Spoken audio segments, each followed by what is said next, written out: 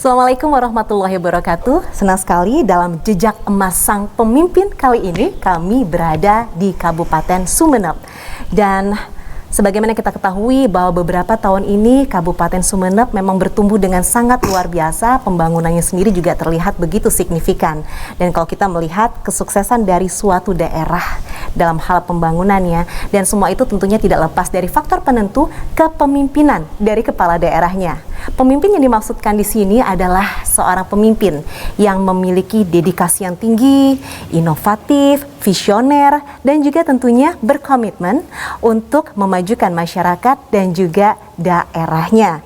Nah, pemirsa, sosok pemimpin yang dimaksudkan tersebut kali ini bersama dengan kami. Beliau adalah Bupati Kabupaten Sumeneb, yaitu Dr. Kiai Haji Abusro Karim MSI. Assalamualaikum Pak Bupati. Waalaikumsalam warahmatullahi wabarakatuh. Sehat Bapak? Alhamdulillah sehat. Alhamdulillah. Jadi pemirsa, Pak Bupati ini sudah memimpin Sumeneb selama 2 periode. Begitu banyak prestasi yang sudah ditorehkannya, termasuk mengukuhkan city branding dari Sumeneb dengan predikat Soul of Madura. Nah, Pak Bupati mungkin boleh dikasih tahu kepada kami begitu, sebetulnya pesan apa yang ingin disampaikan dengan memilih Soul of Madura sebagai city branding dari Sumeneb? Jadi The Soul of Madura itu bukan kami secara pribadi yang memilih, tetapi itu hasil kajian dari banyak pihak, bahkan beberapa perguruan tinggi. Ya, itu memang ada tim khusus dari berbagai perguruan tinggi, tokoh-tokoh Sumeneb, ya apakah itu tokoh agama, budayawan dan semacamnya, itu kita masukkan untuk mencoba ini brandingnya itu yang apalah kira-kira yang tepat untuk Sumeneb misalnya. Itu kajian beberapa bulan, akhirnya menghadap kami, ini hasilnya. Kenapa harus The Soul of Madura misalnya? Karena Sumeneb ini misalnya dari sisi pemerintahannya ini kan paling tua di Madura misalnya ya. Karena kami sudah usia pemerintahan di Sumeneb ini 751 tahun. 751 tahun. Wow. Dan itu diawali dari misalnya yang mimpin Sumeneb dulu Arya Wiraraja yang masih ada hubungannya dengan Majapahit misalnya. Sehingga prosesnya itu panjang Sumeneb. Yang namanya pendopo dulu itu tidak di sini. Ini sudah ketika beralih kepemimpinan itu kesultanan, menjadi kesultanan orang-orang Islam, raja-raja Islam. Sebelumnya itu kan tidak di sini, di Batu Putih ada kecamatan namanya Batu Putih. Arya Wiraraja itu di Batu Putih. Dan ketika sudah ini periode yang kesekian kalinya, karena memang ini dipimpin 35 raja. Ya, 35 raja dan 15 bupati. Jadi saya bupati yang ke-15. Jadi lama sekali. Berarti kalau 751 tahun usia pemerintahan ini, berarti kekuasaannya dulu itu tidak hanya Sumeneb. Jadi masuk sampai Sampang dan semacamnya itu masih ada kekuasaan Sumeneb. Sehingga kalau dilihat dari sisi itu saja, maka boleh katanya para sejarawan dan semacamnya, budayawan, pemerhati yang lain-lain, ini bisa Sumeneb The Soul of Madura dari sisi sejarahnya misalnya itu. Karena memang tidak hanya mimpin di Sumeneb pada saat-saat itu. Itu kalau dilihat dari sisi sejarahnya ya. Dari sisi pemerintahannya yang ada di Kabupaten Sumeneb. Tapi dari sisi yang lain misalnya ya kalau sudah ada keraton, itu biasanya tidak hanya pusat pemerintahan. Di situ juga pusat budaya, pusat tradisi. Sekarang saja lihatlah bagaimana misalnya di Jogja ketika ada keraton di Solo. Dan itu ada hubungannya dengan Sumeneb, keraton-keraton, 2 keraton itu. Sehingga kita sering mengadakan acara bareng. Karena memang masih ada silsilah yang nyambung antara Solo dan sini, bahkan antara Jogja. Ketika kami ke Jogja dan semacamnya ada acara, itu nyambung silsilah dari raja-raja yang dulu ya. Padahal jaraknya cukup jauh ya, dari Jawa Tengah sampai dengan Sumeneb. Karena memang ada yang istrinya dari Sumeneb. Oh iya? Iya, kan memang cantik-cantik. Memang harus diakui itu ya Pak ya. Jadi memang ada inilah. Kalau dari sisi seni budaya tradisi Sumeneb itu mengakar sehingga bahasanya itu lebih halus, Iya. sama dengan Solo dan semacamnya, inilah Madura pada dasarnya. Baik. Inilah Madura. Jadi Madura harus lebih terkenal yang seperti ini dibandingkan terkenal dengan kerasnya, terkenal dengan caruknya dan semacamnya itu ya. Nah, ini yang ingin kita ungkapkan.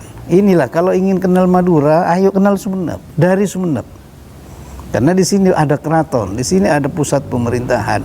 Bahkan kalau dari sisi transportasi kan yang lengkap hanya di Sumeneb. Lautnya iya, udaranya oke, gitu ya. Lengkap sekali ya Pak lengkap, ya. daratnya Nah, juga. lantas setelah memiliki city branding Soul of Madura, dari apa yang dipaparkan memang sudah jelas sekali kenapa Sumeneb akhirnya memilih Soul of Madura menjadi city branding ya. Memang itu sudah sangat-sangat tidak bisa disangka lagi begitu Pak. Nah, apa manfaatnya bagi masyarakat dan juga bagi pemerintah di Kabupaten Sumeneb sendiri setelah memiliki city branding Soul of Madura? Ya minimal memberikan semangat. Bagaimana para raja dulu membangun Sumeneb dengan baik. Coba ini saja yang kita tempati, ini usianya sudah hampir 300 tahun misalnya. Ini masih asli ya Pak ya? Asli, pakai shot asli. Oh, Ya, asli. Ini pakai shot ini. Jadi hampir 300 tahun ini. Iya. Coba pertanyaannya, bupati yang sekarang itu apa? Bupati yang kemarin itu apa?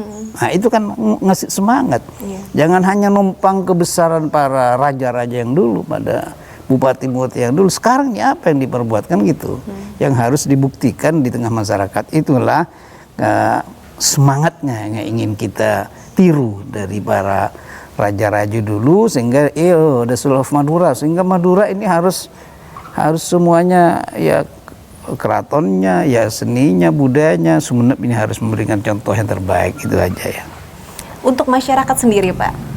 Iya, akhirnya masyarakat, bahkan masyarakat luar itu bertanya-tanya ada apa di Sumeneb ini, akhirnya kan ke sini. Kan kita perlu trigger ya, perlu pancingan untuk orang luar itu ke Sumeneb, kan perlu itu Pak dipancing. Di antaranya memancing untuk ke Sumeneb, kenapa ini kok the Soul of Madura? Ayo lihat saja di Sumeneb, kan gitu ya. Akhirnya banyak ke sini dan semacamnya. Yang dulu tidak ada penerbangan Sumeneb Surabaya akhirnya ada, dan itu ya gara-gara Covid saja untuk sementara ini ada masalah dengan penerbangan Sumeneb Surabaya. Tetapi yang pasti itu orang tertarik, kan kami memang ingin masyarakat luar bisa ke Sumeneb, sehingga biasa kita tamu dari 5 negara, 7 negara biasa di sini. Karena mereka dengan media sosial, oh ada apa ini ya? Gitu Rasa penasaran pun muncul. Ya, muncul dan kita buktikan di sini bahwasanya kami bisa melayani dengan baik, dan ini kami punya potensi. Soul of Madura. Baik kalau begitu. Jadi pemirsa, kita sudah mengetahui ya sebetulnya apa yang menjadikan Sumeneb ini memiliki predikat City of Branding, yaitu sebagai Soul of Madura.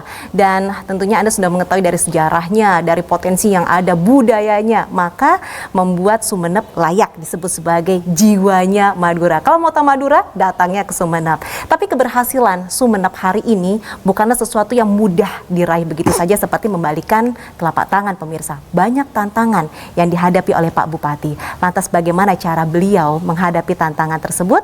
Kita akan ikuti untuk segmen berikutnya dalam Jejak Emas Sang Pemimpin bersama Bupati Sumeneb.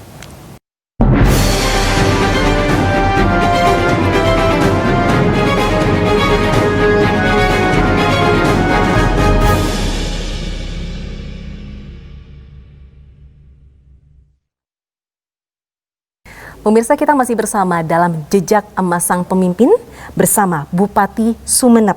Dan Bupati Sumeneb ini juga biasa disapa dengan Abuya atau Buya oleh warga Sumeneb, betul begitu ya Pak ya? Iya. Baik. Saya juga nggak ngerti, padahal anak saya yang bilang Buya, tapi semua ngaku anak jadi Buya semua. Berarti semua warga dari Sumeneb ini secara tidak langsung adalah anak dari Pak Bupati juga ya Pak ya, Masya Allah. Nah Pak, ini kan 2 periode itu bukanlah waktu yang singkat, banyak tantangan yang dihadapi. Boleh ceritakan Pak? Sebagai Bupati saya 2 periode. Iya.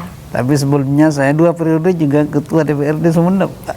Jadi sangat luar biasa peran sertanya untuk membangun Sumeneb ini. Jadi tahu benar apa yang harus dibangun dan apa tantangannya. Karena sebelum jadi bupati 2 periode saya jadi ketua DPRD di Sumeneb. Jadi soal anggaran sudah oke lah. Lalu apa nih Pak tantangan terbesar yang paling dirasakan sejak awal memimpin Kabupaten Sumeneb? Iya, yang nampak jelas bagi kita ya masalah daratan dan kepulauan.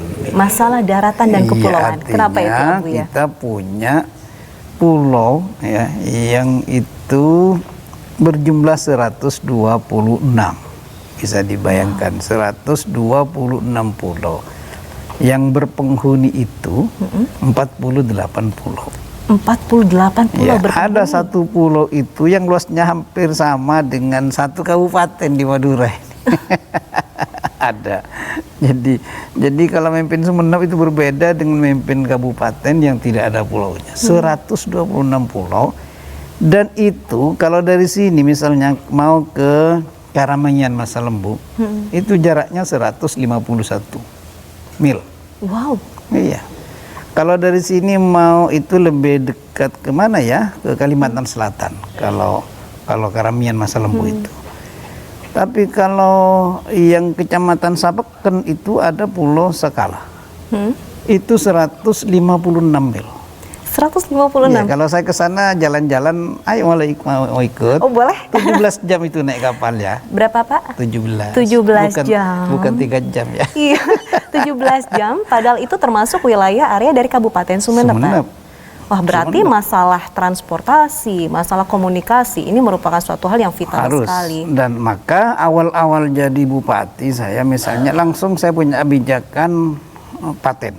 Paten itu bagaimana ada banyak kewenangan bupati ya yang saya serahkan ke camat.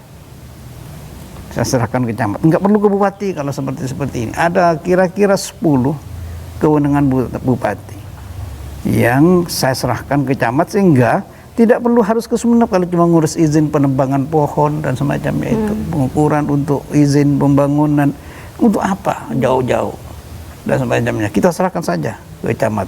Kalau sekian luasnya untuk ngurus izin dan semacamnya silahkan saja, silahkan di kecamatan.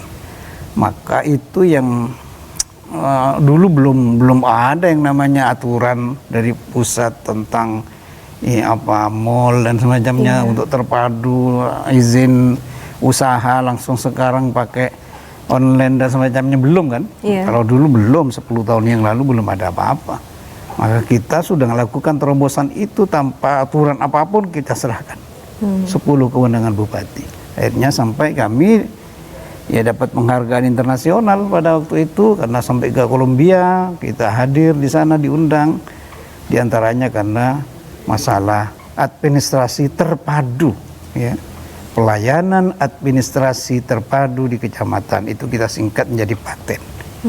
Itu apa isinya? 10 kewenangan bupati yang seharusnya punya bupati kami serahkan. Itu menjawab tantangan letak geografis pada Dan itu sangat membantu sekali pada saat pelaksanaan. Pasti seharusnya coba kalau dari Sapeken ke sini naik kapal sampai di sini misalnya harus 3 hari misalnya ya, dan tidak punya family, dia harus di hotel, makannya berapa, yang diurus hanya KTP, bisa dibayangkan yang diurus hanya izin masalah pembangunan apa yang kecil-kecil itu, dan itu semua bisa diselesaikan melalui silahkan camat langsung di masing-masing. kecamatan, di camat selesaikan itu.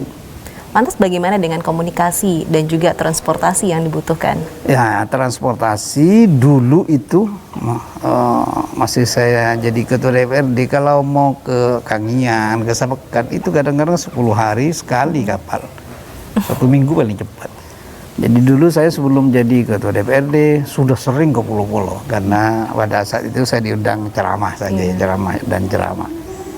Nah itu biasanya kalau ceramah biasa 15 hari nggak pulang. Karena persoalan transportasi diantaranya. Maka kita ketika jadi ketua DPRD, saya sudah menganggarkan untuk pembelian 2 kapal misalnya. Bupati juga sekarang kita nambah 2 kapal, 1 kapal DBS 3. Dan itu kita dalam rangka menjahit pulau-pulau ini biar tidak terlalu jauh. Itu diantaranya. Termasuk tentu saja sekarang sudah ada penerbangan dari sini ke pulau misalnya. Ini itu kan sesuatu yang ya saya kira ya harus diapresiasi oleh siapapun melihat ya situasi yang seperti ini. Sebab kalau musim cuaca itu jelek bisa 3 bulan orang pulau tidak ke sini. Orang Masa Lembu tidak keluar dari rumahnya 3 bulan ketika cuaca itu jelek, karena nggak ada transportasi, kapal besar pun tidak bisa. Maka di antaranya solusinya ya penerbangan. Biar oke lah, biar walaupun 1 minggu 2 kali misalnya kan masih ada ini lah. Masih ada peluang ya, masih ada untuk bisa peluang kembali ke rumah masing-masing. Iya, masih pulang dari sini, pulang berangkat lagi dan semacamnya dengan transportasi yang namanya udara itu. Untuk transportasi udara sendiri sudah ada di beberapa titik kah yang ada di Kabupaten Sekarang Sumeneb? yang sedang ke Kangian, yang Sabeken, yang sedang 2 tahun ini. Yang disiapkan Masa Lembu dan sekarang ini Kangian. Kangian ini insya Allah tahun depan sudah. Karena kementerian ini sudah setuju, sudah turun, kita akan nanggung semua tentang anggaran yang khusus di kabupaten. Dan ini ada 10 kabupaten yang rebutan, tetapi pusat menentukan ini harus di Sumeneb karena lebih siap semuanya. Untuk komunikasi Pak? Komunikasi dulu ini saya sampai ke Menteri Buri inilah ya, sampai bicara-bicara dengan Menteri.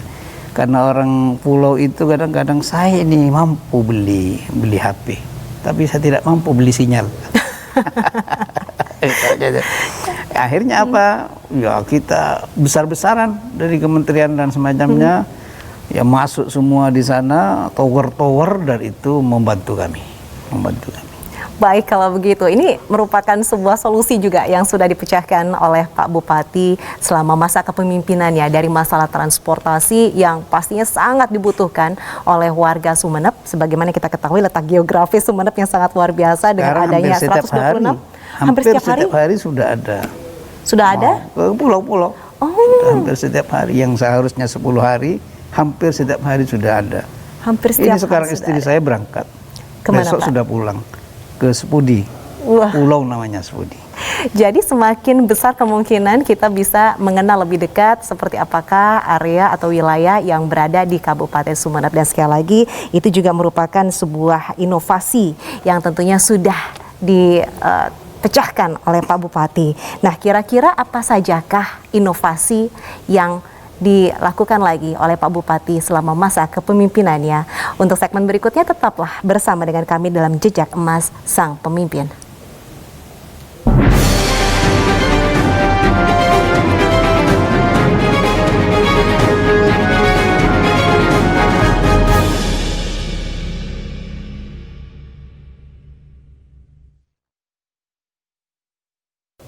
Pemirsa, masih bersama dengan kami dalam Jejak Emas Sang Pemimpin bersama dengan Bupati Sumeneb, dan saat ini kita berada di Pendopo Agung, betul begitu Pak penyebutannya? Ya. Pendopo Agung dari Keraton Sumeneb. Dan ini usianya sudah berapa lama Pak? Hampir 300. Hampir 300 tahun. Masih asli ya Pak ya bangunannya? Iya, asli. Untuk Tidak warga, ada, kecuali kami hanya merawat saja. untuk warga bisa datang langsung melihat? Boleh. Sebelum COVID ini ramai biasanya. Jadi memang menjadi salah satu destinasi wisata juga. Sambil belajar sejarah dari Sumeneb.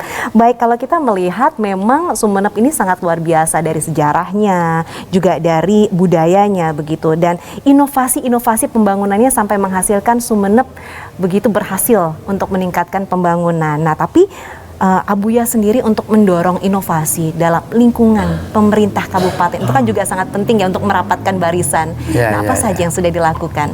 Jadi kalau boleh saya mengulang, yang pertama paten tadi ya, pelayanan administratif terpadu. Yang kedua, sekarang sudah ada absensi online. Absensi online? Iya. Jadi sudah beberapa tahun, maksudnya beberapa tahun yang lalu sudah dimulai. Sehingga kalau dulu misalnya saya masih jadi ketua DPRD di Sumeneb itu, ya kalau kami turun, atau bupati awal-awal jadi bupati, kalau kami turun ke pulau-pulau dan semacamnya, ke desa-desa terpencil, itu kadang-kadang itu absen guru yang ngajar itu sudah full 1 bulan. Padahal bulannya belum habis. bulannya belum habis. Nah ini kok sudah full, ini kapan ini tanda tangan misalnya? Visioner itu berarti. Saya pernah masuk ke SD, ternyata seragamnya hitam. Seragamnya hitam. Kok ada sekolah ini seragamnya hitam? Ternyata itu kambing semua yang ada di dalam, nggak ada muridnya. Nah, tetapi dengan absensi online ini kita bisa langsung mendeteksi masuk apa enggak guru ini. Iya.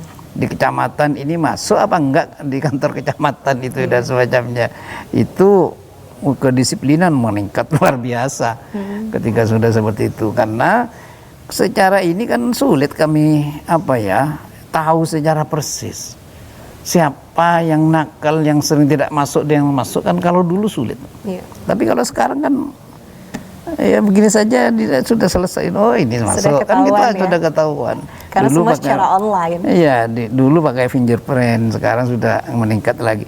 Nah itu kan biar melihat siapa yang masuk dan tidak, yang disiplin atau yang tidak. Itu bagian dari inovasi yang kami lakukan pemerintah Kabupaten Sumeneb untuk mendisiplinkan.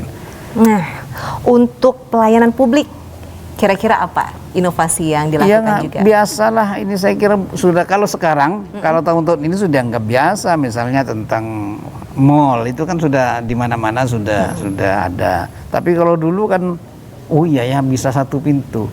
Kalau dulu kadang-kadang satu pintu tapi kan banyak jendela. Iya. Jendelanya banyak, masuknya satu, jendelanya banyak. Sekarang nggak ada jendelanya, karena langsung di satu gedung masuk keluar sudah selesai. Tidak perlu ke dinas-dinas terkait di apapun, karena semua OPD yang terkait dengan pelayanan perizinan itu semua ada wakilnya, sudah di kantor itu. Jadi satu orang masuk pulang selesai, atau besok baru bisa dijemput misalnya, atau 3 jam lagi selesai. Tetapi tidak perlu ke kantor-kantor yang ada, karena di situ semuanya sudah ada di pelayanan di situ. Itu membutuhkan waktu berapa lama untuk tergantung kemudian apa bisa yang diurus. mensosialisasikan?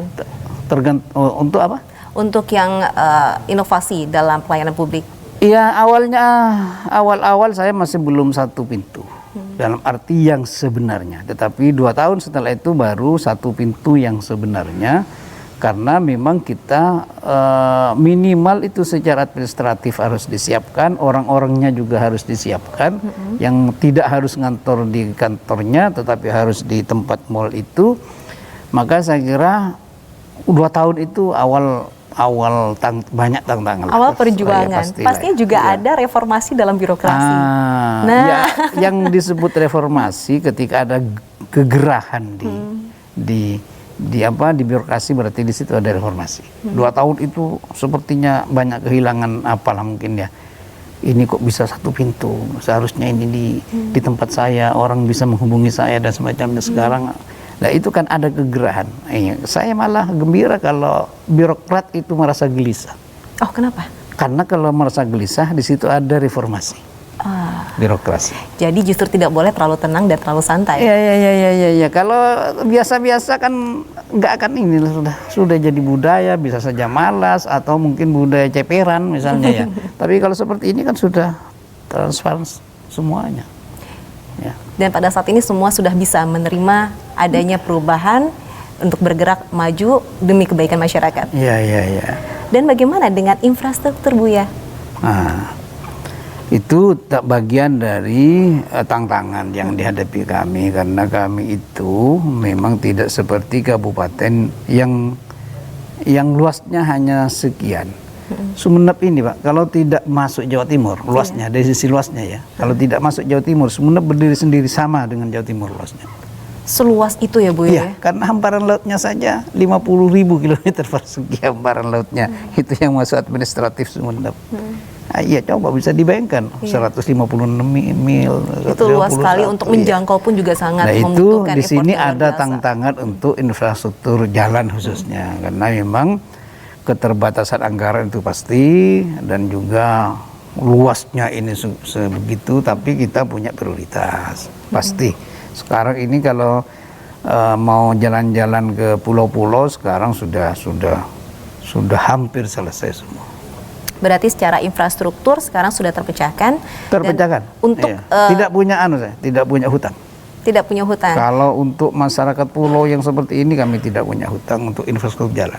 Boleh saya bilang seperti ini karena semuanya sudah digarap.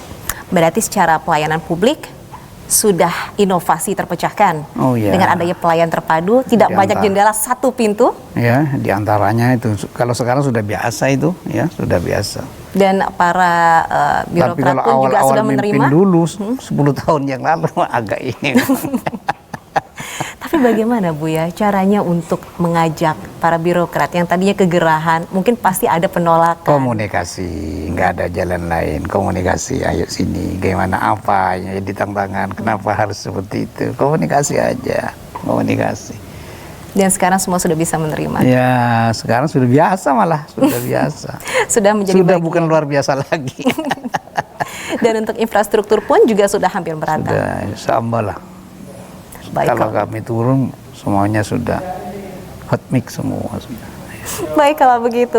Nah ini sungguh sangat luar biasa kalau kita saksikan bagaimana inovasi yang dilakukan oleh Pak Bupati dalam hal pelayanan publik sudah dilaksanakan. Lalu kemudian adanya reformasi pada birokrasi yang membuat semuanya berjalan dengan lebih baik, satu pintu.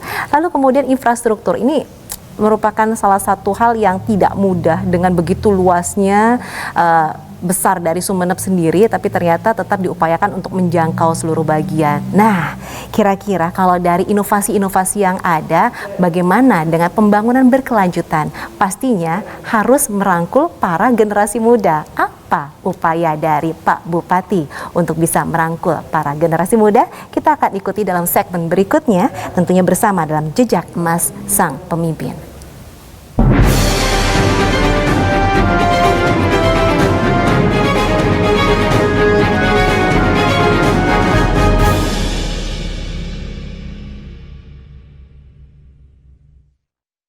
Nah itu lagi. Ya. Ini luas sekali ya Pak Sumeneb. Tapi kalau semua mau mencari pendidikan yang bagus harus larinya ke Sumeneb. Bagaimana dengan masyarakat yang berada di pulau-pulau juga Pak? Sudah ada solusi juga? Jadi dulu saya bilang kapan ini kita punya perguruan tinggi di pulau? Karena tidak semua orang pulau itu ada kemampuan untuk kuliah di kota sini atau malah ke kota-kota besar. Maka itu solusinya ini harus ada perguruan tinggi.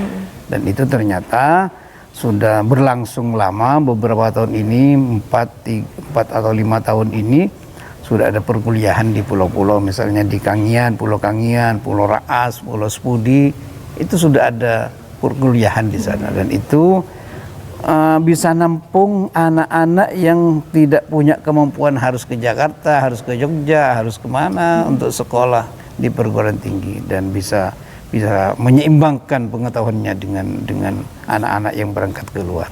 Untuk pengajarnya pun juga tidak kalah.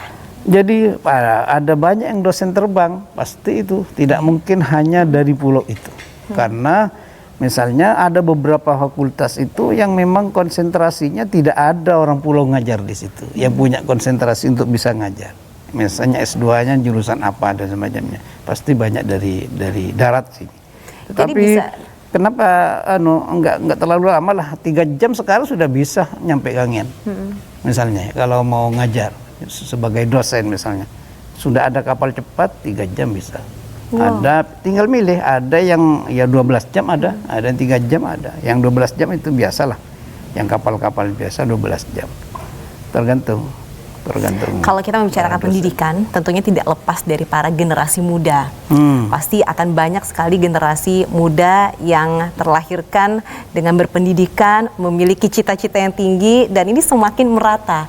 Bahwa tidak ada cita-cita tidak mungkin diwujudkan kalau pendidikan ini merata. Dan itu sudah terwujud di Sumeneb ini, begitu Pak. Nah lantas bagaimana upaya untuk pemberdayaan para pemuda, para generasi muda yang ada di wilayah Kabupaten Sumeneb?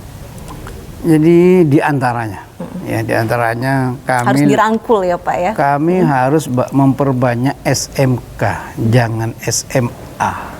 SMK, justru fokusnya ke SMK. Memperbanyak.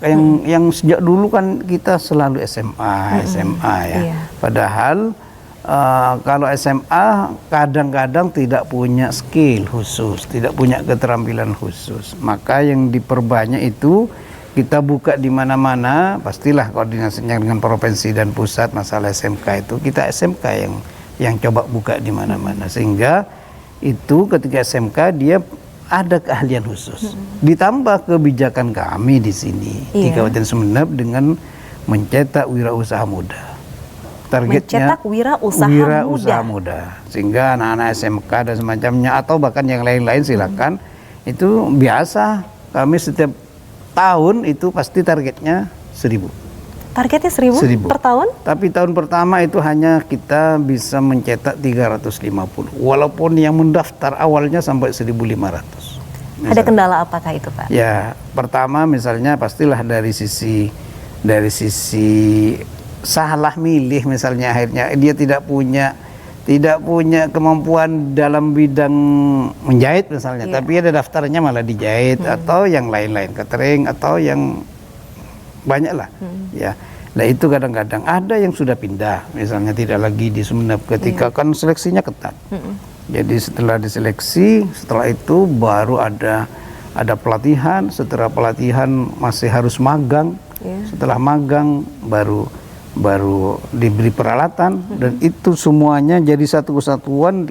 Kita kasih peralatan, kita kasih modal juga, dan itu ada inkubator yang semuanya ngatur dari kabupaten ini sampai ke desa-desa. Dan di inkubator itu apa yang terjadi? Mungkin boleh dijelaskan. Jadi mereka masuk, mendaftar, lalu tugas kemudian inkubator ini banyak kami kerjasama dengan perguruan tinggi itu dulu. Jadi tidak begitu saja siapapun masuk di situ. Jadi ada beberapa perguruan tinggi yang itu ngawali inkubator itu, kerjasama dengan perguruan tinggi, dan itu tugasnya diantaranya dari awal menseleksi, ya, mengumumkan dan semacamnya. Setelah itu inkubator yang melatih, menentukan ini saya hanya perlu 1.000. Setelah itu terus akhirnya menjadi awal tahun pertama 350. Nah, setelah itu tidak hanya selesai dikawal dalam arti diseleksi, tetapi sampai kepada produknya itu semuanya kita jadi satu kesatuan, dari desa sampai kota. Inkubator semua bertugas untuk bagaimana pemasarannya, bagaimana yang lain-lain, modalnya dan semacamnya, sehingga muter uang di situ akhirnya bisa menjadi kekuatan. Sebab saya tidak yakin kalau pengusaha muda itu berdiri sendiri tanpa ada mendampingi bisa bersaing di era global seperti ini. Sulit sekali. Jadi dikawal, dibantu untuk meningkatkan potensi dan juga skillnya, diajak untuk magang, bekerja secara betul-betul bekerja begitu, lalu kemudian dikasih modal, dan kemudian pemasarannya pun juga di backup. Dan ini sudah berjalan sampai sekarang. Berjalan. Sudah pemasarannya lama. Dalam bentuk produknya apa saja? Salah satu contohnya? Tergantung. Misalnya ini yang dipakai saya, misalnya batik. Ya, misalnya. Kan ini juga salah satu produknya. Misalnya ya batik. Ada lagi keris, misalnya. Keris ini kan bisa dikirim ke Belanda dan semacamnya. Oh. Dan itu sudah jalan, karena Sumeneb ini kota keris. Karena kita diakui oleh UNESCO bahwasanya pengrajin keris terbanyak di dunia adalah Sumeneb. Dan sekarang meregenerasi kepada para generasi muda. Ada mahasiswi yang perempuan yang jadi mahasiswi bahkan. Dan itu terkenal di dunia dengan kerisnya yang indah. Di dunia sekarang sudah adanya. Dan ini memang harus diapresiasi. Bahkan dengar-dengar ada sebuah penghargaan yang akan segera diterima oleh pemerintah Kabupaten Sumeneb karena inovasi ini, betul begitu Pak? Benar-benar, ini dari sisi ini saya dapat penghargaan nasional. Kapan Pak penyerahannya, dan itu dalam bentuk penghargaan tanggal apa? Tanggal 18 ini. Tanggal 18 kami diundang ke Jakarta, Desember akan menerima penghargaan untuk inovasi dalam hal pemberdayaan para generasi muda ini. Luar biasa. Selamat kami ucapkan untuk Kabupaten Sumeneb. Salut karena upayanya untuk merangkul para generasi muda ternyata berbuah dengan sangat manis sekali. Baik, dan kita sudah mengikuti bagaimana Pak Bupati merangkul para generasi muda, bagaimana gebrakan dalam dunia kesehatan, gebrakan dalam dunia pendidikan, dan juga pemberdayaan para generasi muda ini betul-betul dilaksanakan dengan bersungguh-sungguh sehingga membuahkan hasil yang sangat luar biasa. Nah, apakah Sumeneb hari ini sudah sesuai dengan harapan dari Pak Bupati? Sesaat lagi tetaplah bersama dengan kami dalam Jejak Emas Sang Pemimpin.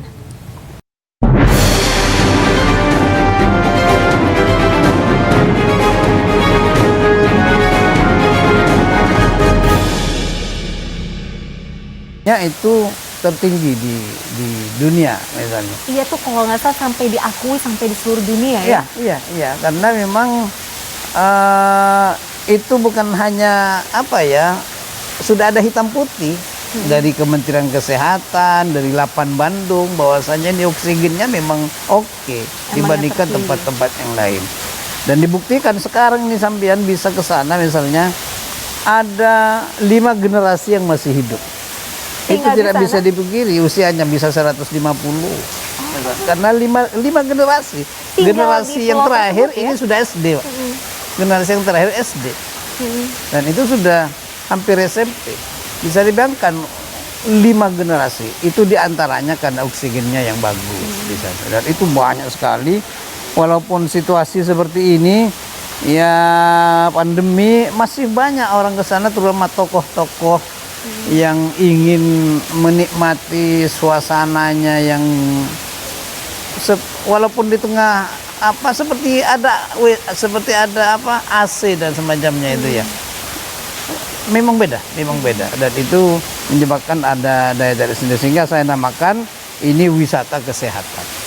Ini wisata kesehatan. Masih banyak pilihan wisata yang lain, ada pantai sudah pasti ya, ada pantai, ada gua dan yang lain-lain sudah banyak sekali.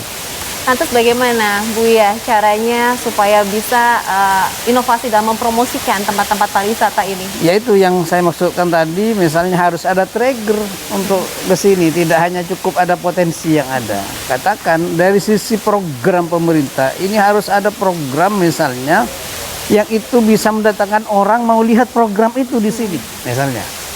Sehingga orang naik pesawat dari kabupaten lain ke sini, ini ada program bagus di Sumeneb, saya ingin nyontoh misalnya, saya ingin belajar, itu satu. Yang kedua misalnya kemarin kami mengadakan festival keraton se-Asia misalnya ya. Itu kapan bahkan itu Bu ya? 2 tahun yang lalu ya, 2 tahun yang lalu. Kalau dari sisi tahunnya 2 tahun yang lalu, bahkan Pak Jokowi juga hadir pada saat itu membuka acaranya. Coba bisa dibayangkan dari Filipina, ya dari Malaysia, banyak sekali. Belgia juga ada yang hadir karena ini berapa negara yang datang di sini. Jadi tidak hanya lokal tapi internasional. Iya, internasional. Akhirnya apa yang terjadi? Mereka sampai di sini, apa ini? Maka kita coba ini ada tempat wisata yang seperti ini. Mereka ternyata puas. Waktu pertama kali diadakan itu beberapa tahun yang lalu itu satu, cuma ketika semuanya sudah selesai kami ngumpulin para wisatawan, para turis-turis itu. Apa yang sampean merasa kesulitan di Sumeneb? Ternyata masalah transportasi. Terlalu jauh kami naik mobil dari Surabaya ke sini. Akhirnya saya berusaha harus ada penerbangan. Ternyata alhamdulillah bisa ada penerbangan Surabaya Sumeneb. Itu semua dalam rangka tanda petik ya, menjual Sumeneb dalam rangka kesejahteraan masyarakat Sumeneb. Karena kalau Sumeneb ingin masyarakatnya sejahtera, ingin maju, ya jangan hanya orang Sumeneb yang ngisi hotel itu. Jangan hanya orang Sumeneb yang makan di Sumeneb. Jadi orang luar harus makan di Sumeneb, orang luar harus beli rokok di Sumeneb, harus ngisi hotel di Sumeneb, harus itu. Kalau Sumeneb ingin maju. Nah Buya, kalau dilihat dari bagaimana Buya menjelaskan mengenai inovasi terobosan yang sudah dilakukan, berusaha untuk menghadapi tantangan-tantangan yang ada sejak masa awal kepemimpinan Buya. Jadi Buya tuh sudah mengeluarkan begitu banyak tenaga, waktu untuk yang terbaik bagi Kabupaten Sumeneb. Nah, apakah Sumeneb yang hari ini sudah sesuai dengan harapan Buya? Secara konseptual mungkin saya bilang oke. Tetapi karena tuntutan masyarakat semakin meningkat, semakin banyak, ya pasti tidak akan pernah selesai. Maka saya kira ini tugas bupati yang akan datang, yang bisa nerusin tentang apa yang sudah menjadi program unggulan. Karena saya yakin nggak ada lagi unggulan-unggulan itu, tinggal ya itu aja diterusin. Mungkin perlu ada inovasi dari sisi teknisnya dan semacamnya ya. Kalau programnya saya kira itu aja yang ada di Kabupaten Sumeneb. Berarti yang paling perlu untuk segera diperhatikan itu dalam sisi yang mana Buya? Jadi saya kira masalah teknis, katakanlah yang barusan terakhir ya, transportasi. masalah pariwisata, misalnya Pariwisata. masalah pariwisata. Mungkin nanti kalau program unggulan harus bagaimana pariwisata itu tetap eksis, itu semuanya kan pasti sepakat, ya. Tapi bagaimana dari teknisnya untuk lebih ada daya tarik, itu mungkin biar ditambah oleh bupati-bupati yang akan datang, ya. Berarti ini menjadi sebuah pekerjaan rumah di masa yang akan datang untuk bagaimana mengundang masyarakat supaya bisa datang dan melihat langsung Sumeneb lebih dekat. Tapi sebenarnya Sumeneb itu kalau menurut Buya idealnya seperti apa sih? Ya, Sumeneb ini saya kira harus dibangun dengan baik, tetapi tidak perlu melupakan di sini ada tradisi. Di sini ada nilai-nilai agama misalnya. Apapun namanya, apakah nanti akan ada ekonomi khusus misalnya, kawasan ekonomi khusus, tapi pasti itu harus dibangun menyesuaikan dengan tradisi yang ada. Sebab kalau lepas dari tradisinya, bagi saya itu bukan Sumeneb lagi. Tetapi Sumeneb harus maju dengan tradisi. Apa tidak bisa kalah? Kok kalah dengan Jepang sih misalnya? Jepang maju dengan tradisinya. Walaupun maju sedemikian rupa teknologinya, tapi tidak pernah meninggalkan tradisinya. Ini yang kita harapkan seperti itu. Lantas apa Buya pesan untuk masyarakat Kabupaten Sumeneb pada khususnya? Ya, tolonglah yang keberhasilan semuanya pada saat ini itu dipelihara, saya kira juga dijaga bagaimana tetap bisa eksis apa yang menjadi program yang sudah disepakati bersama dan masyarakat sudah merasakan positifnya. Saya kira semuanya harus merasa memiliki, itu aja. Semua harus merasa memiliki terhadap Sumeneb itu. Bentuk apapun program yang ada, saya berharap semua masyarakat mendukung. Baik, kalau begitu Buya terima kasih untuk waktunya. Sama-sama.